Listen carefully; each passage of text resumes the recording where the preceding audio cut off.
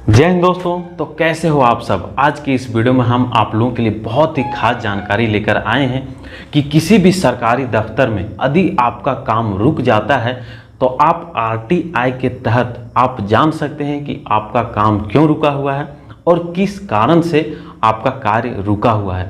तो आरटीआई भारत की एक कानून है जो कि भारत के किसी भी कोने में यदि आप हो तो वहाँ से आरटीआई आप कर सकते हैं और आप जान सकते हैं कि आपका काम क्यों रुका हुआ है। तो आज की इस वीडियो में आरटीआई क्या है, आरटीआई कैसे करते हैं, आरटीआई क्या कार्यालय कहाँ होता है, तो सारा जानकारी इस वीडियो में आपको हम देने वाले हैं। तो यदि आप इस चैनल पर नए हो तो सब्सक्राइब कर लीजिएगा और एक लाइक भी भाई के लिए कर दीजिएगा। हम आप लोग के लिए हमेशा हेल्पफुल वीडियो लाने का प्रयास करते रहते हैं। तो चलिए शुरू करते हैं। हेलो दोस्तों,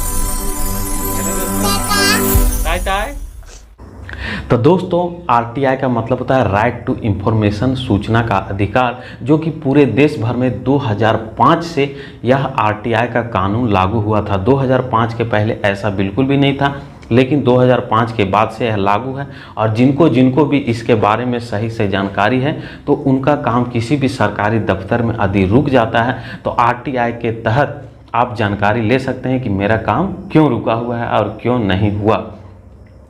तो इसमें होता क्या है कि कुछ सरकार की गोपनीय जानकारी, जैसे कि अपने देश की सिक्योरिटी के लिए क्या क्या चीज़ें की गई है, तो ये सब आप आरटीआई के तहत नहीं जान सकते हैं। लेकिन आपके पंचायत में के विकास के लिए कितना सारा फंड आया है, नहीं आया है, अपना ज़िला में क्या हुआ, तो ये सब चीज़ का भी जानकारी आप आरटीआई के तहत जान सकते हैं। तो चलिए सबसे पहले हम आपको बताते हैं कि जन सूचना अधिकारी, अलग अलग विभाग में अलग अलग जन सूचना अधिकारी होते हैं।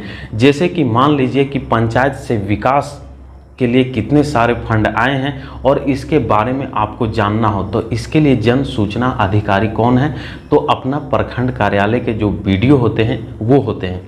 दूसरा चीज़ क्या है कि यदि आपका ज़मीन से रिलेटेड किसी भी प्रकार का काम हो, कोई भी पेपर वर्क हो और यदि आपका कोई भी पेपर वर्क फंस जाता है तो उसना जन सूचना अधिकारी होता है सीओ। प्रखंड कार्यालय में जो सीओ होते हैं तो वो होते हैं उसका अधिकारी। तो इसी प्रकार से अलग अलग विभाग के अलग अलग अधिकारी होते हैं। और यदि आप पंचायत से रिलेटेड किसी भी विकास के लिए, कार्य के लिए जानकारी लेने के लिए आरटीआई आप वीडियो के लिए किए हैं, या तो किसी भी ज़मीन से जुड़ा हुआ कार्य के लिए यदि आप सीओ के लिए आरटीआई किए हैं और यदि आपका काम फिर भी 30 दिन के अंदर यदि आपको जानकारी नहीं मिल पाता है तो फिर आप अपीलीय पदाधिकारी के लिए आप आरटीआई कर सकते हैं। अपीलीय पदाधिकारी कौन होते हैं? एसडीओ। यदि वहाँ भी आपका कार्य नहीं हो पाता है तो फिर आप अपने जिला पंचायत अधिकारी के लिए आप कर सकते हैं। यदि वहाँ भी आपका काम नहीं हो पाता है तो फिर राज्य सूचना आयुक्त के पास आप आरटीआई उसके लिए आप कर सकते हैं। यदि आपका बात वहाँ तक चला गया तो जितने भी नीचे के अधिकारी हैं, सीईओ, बीडीओ, एसडीओ, तो यदि ये सब 30 दिन के अंदर आपको इन्फॉर्मेशन नहीं देते हैं और यदि आप ऊंचे में चले जाते हैं तो 25,000 रुपया का फाइन ये सारे लोगों को सरकारी रूप में भरना होता है और आपका जो है से पूरा इन्फॉर्मेशन भी आपको दिया जाता है। यदि लेकिन ऐसा बिल्कुल भी नहीं होता है, जहाँ के लिए भी आप आरटीआई करते हैं तो वहाँ से तुरंत आपको 30 दिन के भीतर इन्फॉर्मेशन मिलना ही मिलना है। यदि आपका किसी भी प्रकार का कोर्ट से रिलेटेड मामला हो तो वहाँ पे सूचना का अधिकारी कौन होता है? रजिस्ट्रार होता है।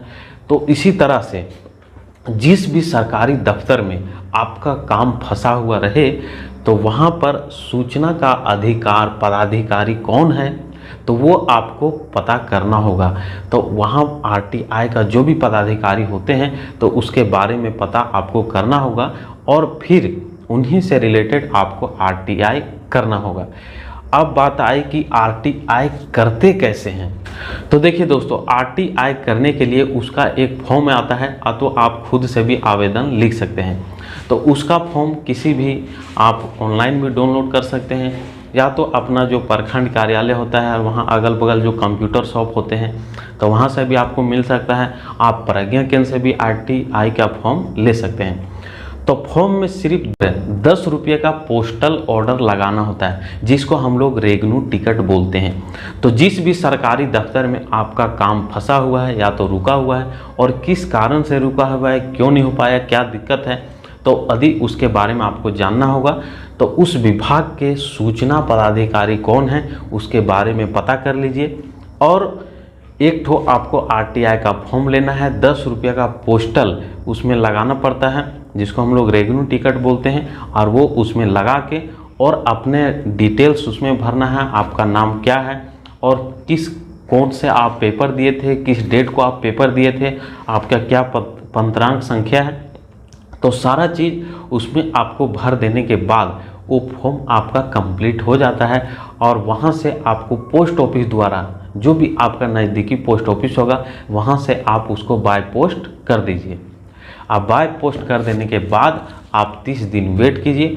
30 दिन के भीतर फिर बाय पोस्ट ही आपके पास जो है से चिट्ठी आ जाएगा, और उसमें आपके कार्यों के बारे में डिटेल जानकारी मिलेगा कि आपका काम किस वजह से रुका हुआ है। और तो ये इस तरीके से आप जो हैं सो आरटीआई के तहत किसी भी सरकारी दफ्तर में यदि आपका काम रुकता है तो उसका सूचना आप ले सकते हैं।